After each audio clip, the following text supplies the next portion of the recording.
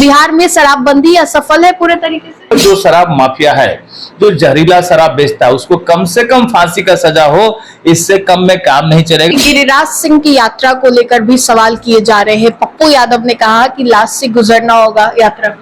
बटेंगे तो कटेंगे, ये नारा बिल्कुल परफेक्ट है हिंदू के लिए। भारतीय जनता पार्टी का सदस्य बनने के लिए 8800002024 पर मिस्ड कॉल करें। निवेदक भारतीय जनता पार्टी बिहार। नमस्कार, आप देख रहे हैं देशवा न्यूज, आपके साथ मैं हूं राजनंदिनी।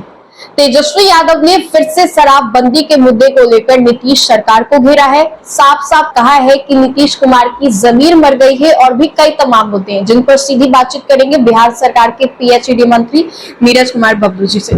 पहले तो सर ये बताइए कि तेजस्वी यादव शराबबंदी को लेकर आप लोगों को फिर से घेर रहे हैं। बिहार में शराबबंदी असफल है पूरे तरीके से। देखिए, शराबबंदी पर खास करके ऐसे लोगों को बोलने का अधिकार नहीं है जो कहीं न कहीं शराब के इर्द गिर्द रहते हैं। और सबसे बड़ी बात है कि जब तेजस्वी जी सरकार में थे उस समय भी बड़ी घटना घटी थी। लगभग 60-65 लोग मरे थे छपरा के साइड में, और उसमें विधानसभा चल रहा था। हम लोग वहाँ लगभग 50 एमएलए एक साथ गए हुए थे। उस समय इनको बोलने का कोई समय नहीं था। मुझे लगता है कि मुंह में दही जमा हुआ था। उस समय सरकार में थे तो सरकार का आनंद ले रहे थे 5-5 विभाग लेकर के। और उस समय इतना बड़ा माफियागिरी चल रहा था कि कहीं न कहीं लोग ये कहते हैं कि शराब माफिया को संरक्षण आरजेडी के लोग देते हैं। और आज वही घटना घटी है। तीनों को बहुत ज्यादा दर्द हो रहा है।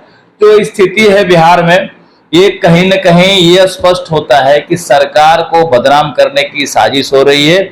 और ये साजिश करने वाले कोई नहीं और विपक्ष के लोग हैं जो कहीं न कहीं संरक्षण देते हैं शराब माफियाओं को।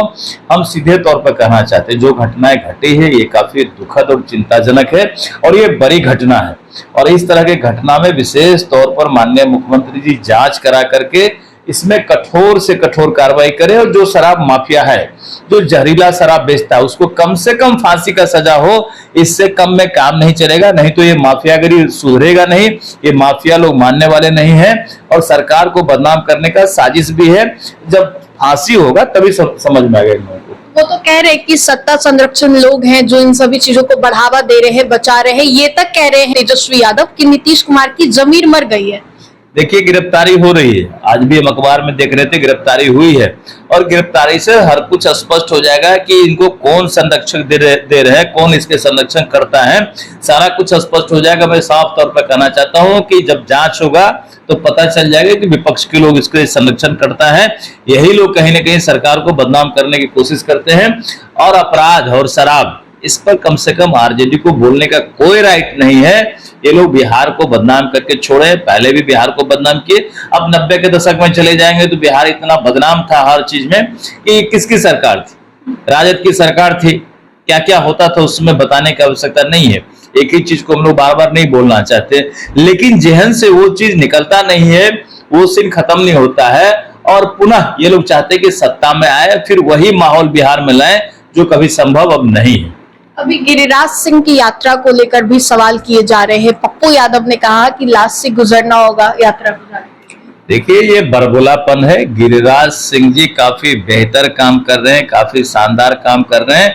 आज की परिस्थिति में देश और राज्य में हिंदुत्व को जगाना कोई गुनाह नहीं है। बीच बीच में इस तरह के कार्यक्रम होते रहने चाहिए, क्योंकि हिंदू बिखरते रहते हैं। जो बिखरेंगे, जो बटेंगे तो कटेंगे, ये नारा बिल्कुल परफेक्ट है हिंदू के लिए। इसलिए एक होने की आवश्यकता, समस्त हिंदुओं को एक होना ही पड़ेगा। क्योंकि जिस इलाके में भी ये कर रहे हैं, आप अररिया किशनगंज चले जाइए, वहां क्या स्थिति है। जहां वहां अल्पसंख्यक हिंदू हैं, उनका पूजा पाठ बंद हो गया, दशहरा दीपावली नहीं मना पाते। ये काफी दुखद है। ये परिस्थिति अगर धीरे धीरे बढ़ता जाएगा, ये काफी चिंताजनक है। ऐसी स्थिति में हम गिरिराज दा को बधाई देते हैं, शुभकामना देते हैं कि उन्होंने ये यात्रा निकाला है।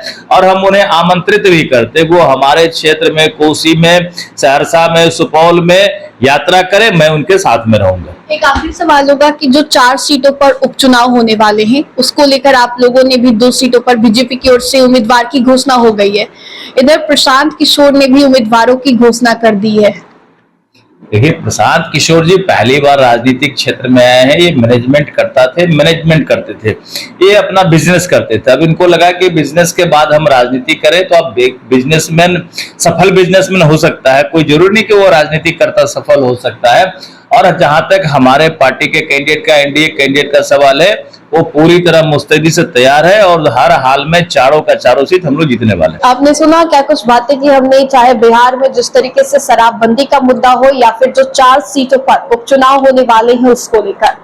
फिलहाल इस अपडेट्स में इतना ही, हम दोबारा जुड़ेंगे। अभी के लिए हमें दे इजाजत, बने रहे हमारे साथ और देखते रहिए देशवान न्यूज़। धन्यवाद।